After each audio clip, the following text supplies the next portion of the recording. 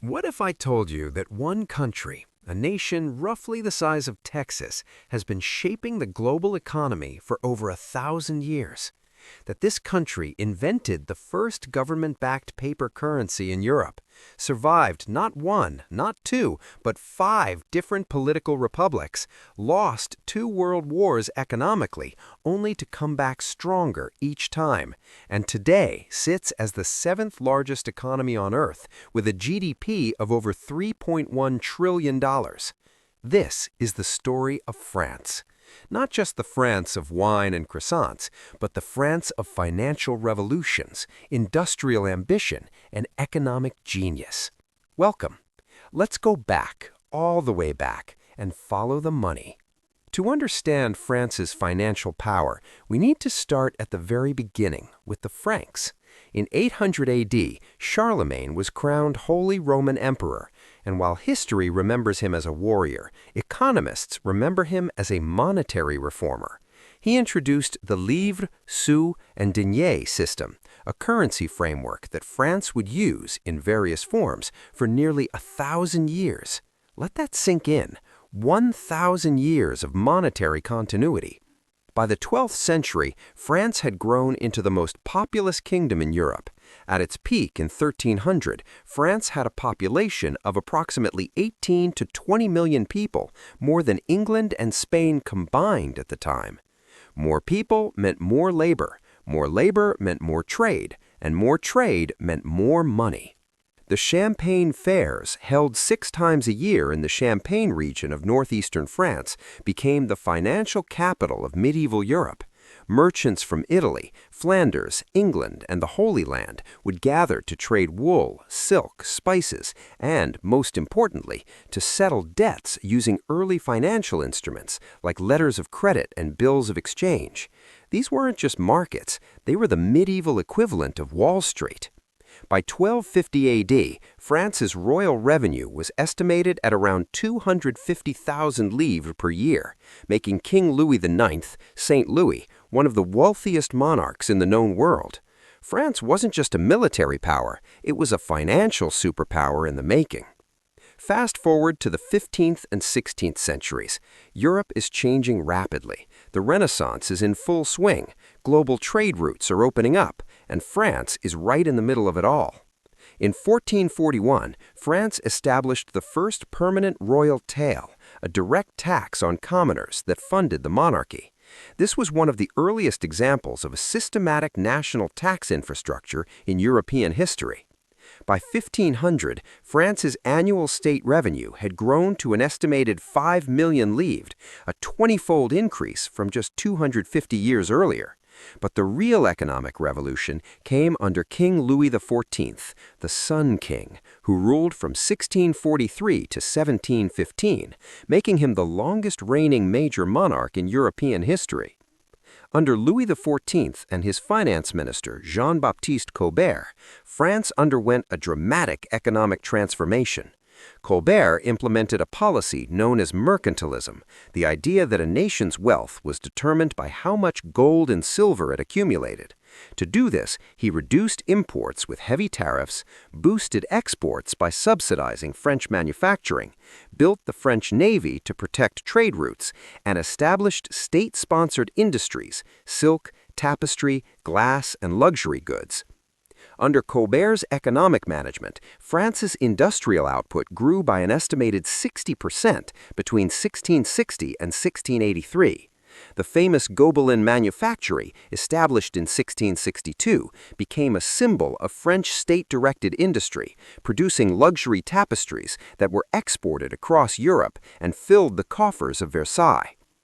By 1680, France had an estimated GDP, in modern purchasing terms, of roughly $100 billion, making it the single largest economy in Europe, eclipsing even the Dutch Republic and the Spanish Empire. But there was a dark side. Louis XIV's lavish spending on Versailles, which cost an estimated $2 billion in today's dollars to build, and his constant wars drained the treasury. By his death in 1715, France was drowning in debt. This set the stage for one of the most dramatic and disastrous financial experiments in history. Here's where things get wild. enter John Law, a Scottish economist, gambler, and financial genius who became France's finance minister in 1616. France was broke. The national debt stood at approximately 3 billion livres, an almost unmanageable sum. Law had a radical idea: replace gold with paper money. He established the Banque Générale in 1616, France's first real central bank, and began issuing banknotes backed by gold. So far, so good. But then he went further. He created the Mississippi Company, which was granted a monopoly over trade with France's Louisiana Territory in North America. He sold shares to the public, and people went absolutely mad for them. Between 1719 and 1720, shares in the Mississippi Company rose from 500 livres to 10,000 livres, a 2,000% increase in less than a year. Paris was gripped by speculation fever. Streets near the company's offices were so packed with investors that people rented out windows and rooftops just to get a better view of the share prices. Ordinary French people became overnight millionaires. The word millionaire, yes, that word, was reportedly invented during this period to describe people who had profited from Law's scheme. But it was all a bubble. By mid-1720, confidence collapsed. People rushed to convert their paper notes to gold. Law's bank couldn't keep up. Shares crashed. Paper money became worthless. The French economy spiraled into chaos. The Mississippi bubble wasn't just a financial crisis. It set back France's banking development by nearly a century. The French became so distrustful of paper money and banks that it took until the Napoleonic era to rebuild financial institutions. Economists estimate the crisis wiped out the equivalent of hundreds of billions of dollars in modern purchasing power from the French economy overnight. By 1789, France was in crisis again. The monarchy was bankrupt. The state owed an estimated 4.5 billion livres in debt. Interest payments alone consumed over 50% of government revenue. Food prices had surged due to poor harvests. The people were starving. And then came the Revolution. The French Revolution of 1789 was, at its core, as much a financial crisis as it was a political one. The inability of King Louis XVI to reform the tax system, which disproportionately burdened the poor while nobles and clergy paid little, ignited the spark. In a desperate move to fund the revolutionary government, France issued assignats, a new paper currency backed by seized church lands. Initially, it worked, but the government kept printing more and more. Between 1790 and 1796, France's money supply expanded by over 3,000%. Hyperinflation followed. By 1796, an assignat worth 100 livres was barely worth 15 centimes, a loss of over 99% of its value in 6 years. Then came Napoleon Bonaparte. Napoleon reorganized France's financial system from the ground up. In 1800, he established the Banque de France, France's central bank, which still exists today. He introduced the franc as a stable gold-backed currency. He codified commercial law through the Code de commerce in 1807, creating a unified legal framework for business across France. Napoleon's economic reforms were so effective that by 1810, France's GDP had recovered to pre-revolutionary levels and was growing at an estimated 2 to 3% annually. France was back, and it was hungry for more. After Napoleon's defeat at Waterloo in 1815, France entered a century of relative peace and extraordinary economic growth. The Industrial Revolution, which had begun in Britain, crossed the Channel. French industrialists began mechanizing textile production, steel manufacturing, and crucially, railroads. By 1850, France had approximately 3,000 kilometers of railroad. By 1880, that number had exploded to over 26,000 kilometers, connecting cities, cutting transport costs, and supercharging economic activity. The Crédit Mobile, founded in 1852 by the Pereire brothers, was one of Europe's first investment banks. It financed railroads, utilities, and infrastructure, not just in France, but across the continent.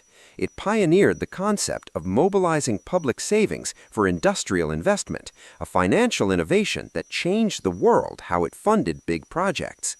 The Crédit Lyonnais, 1863, and Société Générale, 1864, followed, two banks that still exist today among France's largest financial institutions.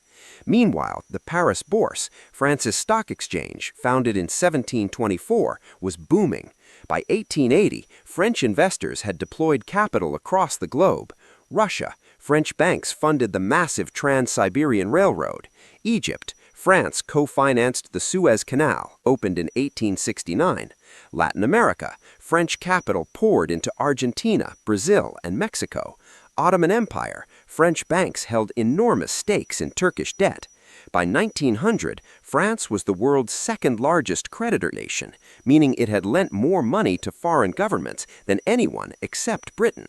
French foreign investment stood at an estimated 45 billion francs, equivalent to roughly $2 trillion in today's money.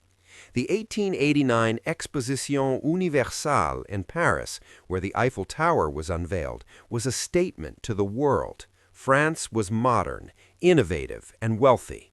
Over 32 million visitors attended, making it the most visited World's Fair of the 19th century. France's GDP grew from approximately $22 billion in 1990 to over $115 billion by 1913, a 5x increase in less than a century. Not bad for a country that had been bankrupt just 100 years earlier.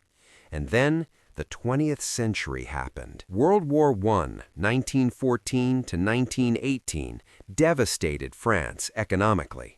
The war cost France an estimated $200 billion in 2020 dollars. Over 1.4 million French soldiers died. Northern France, the country's most industrialized region, was reduced to rubble. France's national debt exploded from 33 billion francs before the war to 219 billion francs by 1919, a more than 6x increase in just 5 years. The franc, once a symbol of monetary strength, was devalued multiple times.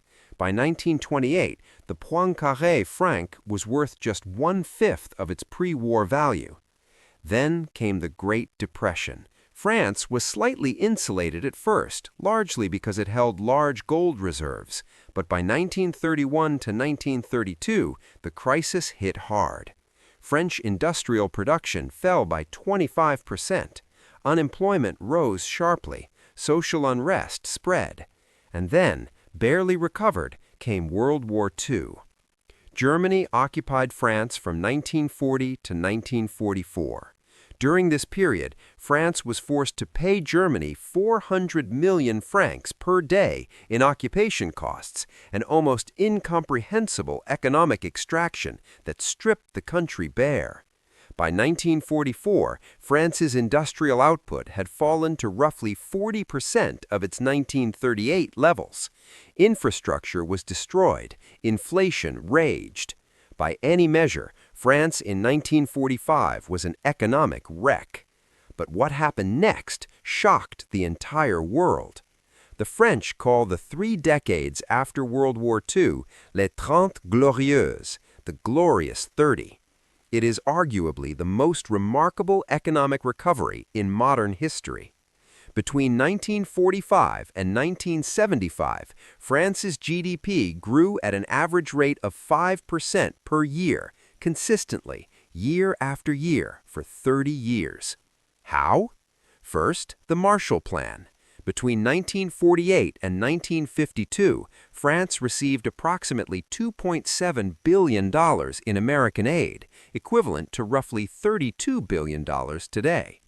This money funded industrial reconstruction, power grids, and transport infrastructure. Second, state-led industrial planning.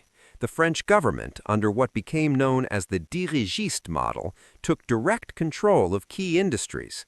Renault was nationalized and became a global auto brand. EDF, Électricité de France, was created in 1946 to build a national power grid. Air France was established as a national flagship carrier. France Télécom modernized communications infrastructure. Third, nuclear energy. France made an audacious bet on nuclear power in the 1970s. Today, France gets approximately 70% of its electricity from nuclear power, the highest share of any country in the world, giving it some of the cheapest and cleanest energy in Europe. The results were staggering. France's GDP grew from roughly $90 billion, 1990 dollars, all the way to over $620 billion by 1975. Car ownership went from 1 in 14 French people in 1950 to 1 in 3 by 1970. Life expectancy rose from 65 years in 1945 to 73 years by 1975. France built the world's first commercial high-speed rail line, TGV, launched in 1981, that transformed mobility and became an export product in its own right. And in 1969, the Concorde, the supersonic passenger jet co-developed by France and Britain, took its maiden flight. It was a symbol of French technological ambition and a product of enormous national investment. France wasn't just rebuilding, it was redefining what was possible. One of the smartest moves France ever made was championing European economic integration. In 1957, France was a founding member of the European Economic Community, the precursor to today's European Union, along with Germany, Italy, and the Benelux countries. This was transformative. It created a common market of hundreds of millions of consumers. French companies could now sell to Germany, Italy, and the Netherlands without tariffs. French farmers benefited enormously from the Common Agricultural Policy, CAP, which provided subsidies and price supports. By 1973, the EEC had expanded. By 1986, the Single European Act created a true common market. And in 1999, France adopted the euro, abandoning the franc after more than 1,200 years of French monetary history. The Eurozone gave France access to the world's second most traded currency. It eliminated exchange rate risk with France's biggest trading partners, and it gave French banks access to a massive, unified capital market. Today, France is the Eurozone's second largest economy, behind Germany. Its trade with EU partners represents approximately 60% of all French exports. The bet on European integration paid off enormously. France went from a war-ravaged nation in 1945 to a co-architect of the world's largest economic bloc in just half a century. So where does France stand today? Let's look at the numbers. GDP. France's nominal GDP in 2024 stands at approximately $3.13 trillion, making it the seventh largest economy in the world. Per capita wealth, France's GDP per capita is approximately $47,000, placing it among the top 25 wealthiest nations per person. Trade. France is the world's sixth largest exporter of goods and services, with annual exports exceeding $1 trillion. Luxury goods. France's luxury sector is unlike anything else on earth. LVMH, Louis Vuitton Moet Hennessy, a French company, is the world's largest luxury goods conglomerate, with revenues of over $86 billion in 2023. CEO Bernard Arnault is regularly ranked among the world's top 3 richest people, with a net worth exceeding $150 billion. French luxury brands Chanel, Hermès, Cartier, Dior, Givenchy collectively generate hundreds of billions in annual sales worldwide. Tourism. France is the world's most visited country, welcoming approximately 100 million international tourists per year. Tourism contributes roughly 8% of France's GDP, about $250 billion annually. Aerospace. Airbus, headquartered in Toulouse, France, is the world's largest commercial aircraft manufacturer and competes with Boeing for global dominance. It delivers over 700 aircraft per year and has a backlog of over 8,000 orders. Energy.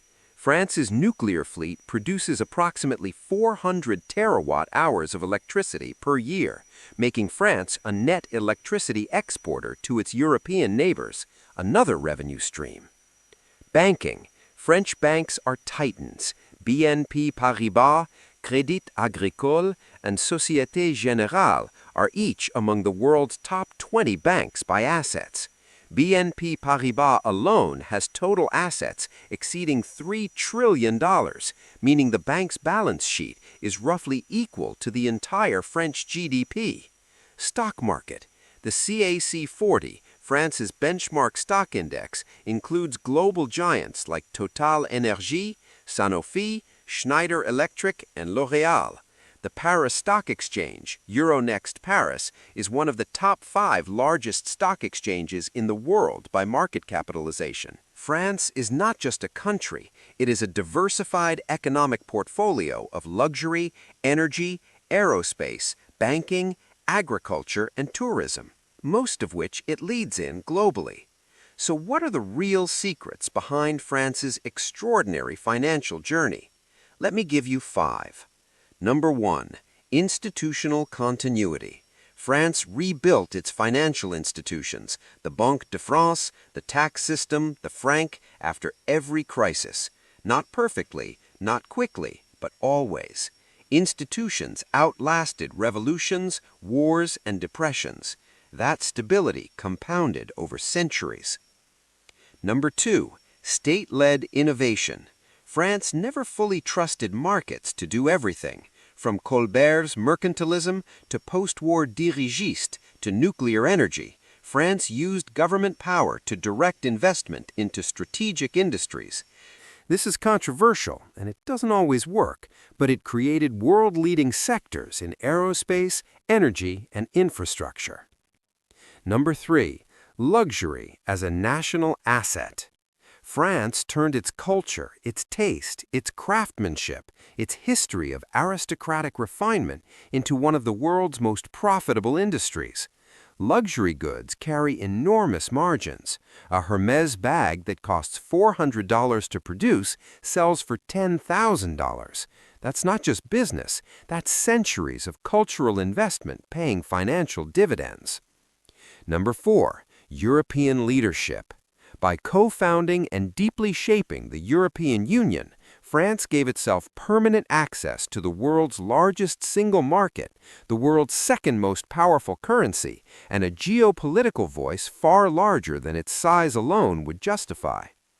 Number 5. Resilience. France has been bankrupt, invaded, revolutionized, hyperinflated, occupied, and bombed, and every single time it came back. That resilience, economic, cultural, and political, is perhaps France's greatest financial asset of all. From Charlemagne's silver coins to Bernard Arnault's billion-dollar empire, from the medieval champagne fairs to the floors of the Paris Stock Exchange, from John Law's disastrous paper money experiment to the Banque de France's steady stewardship of the euro, France's financial history is not a straight line. It is a story of genius and disaster, of innovation and catastrophe, of rise, collapse, and rise again. But through it all, one truth remains constant. France has always found a way to turn its culture, its land, its people, and its ideas into wealth. And that, more than any single policy or any single king, is what makes France one of the great financial powers of human history. If you found this video fascinating, hit that like button, subscribe, and let us know in the comments which other nation's financial history would you like us to explore next. Until then, au revoir.